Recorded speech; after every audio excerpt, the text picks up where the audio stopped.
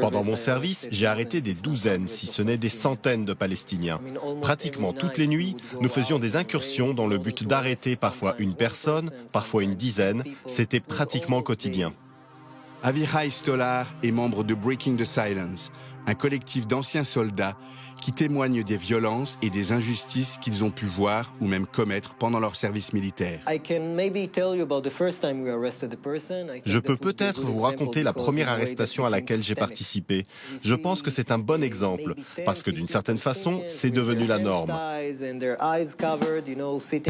Nous avons vu peut-être 10 Palestiniens menottés et les yeux bandés, assis sur des escaliers. Il y avait beaucoup de soldats, pratiquement toute mon unité. Et donc, les Palestiniens étaient assis et tous les soldats s'approchaient et les frappaient, les giflaient, leur crachaient dessus, les maltraitaient d'une façon ou d'une autre. Et ensuite, nous devions ramener tous ces détenus à notre base, sans doute pour permettre aux services secrets de les prendre en charge.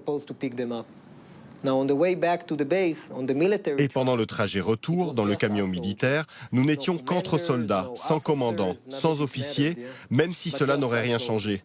Et pendant ce trajet, pratiquement tous mes amis ont frappé les détenus sans aucune forme de pitié.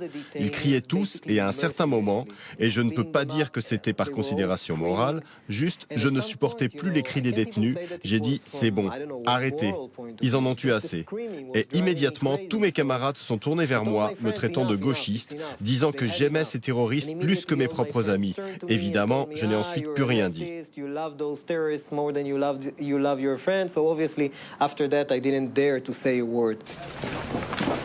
Okay, I'm coming. Don't push me. I'm coming. At one point, one of my friends. Un peu après, l'un de mes amis a pris son mobile et a appelé son père. Il lui a dit « Waouh, papa, on a attrapé un grand terroriste. Tu veux que je le frappe pour toi ?» Et je pense que son père a dû lui dire oui, parce qu'il s'est mis à frapper le détenu palestinien en tenant son téléphone pour que son père puisse entendre les cris. Et ça a duré comme ça jusqu'à notre arrivée à la base.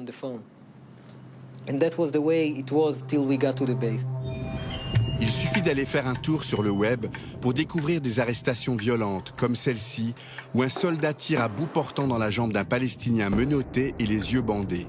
Et cette violence n'est pas exceptionnelle.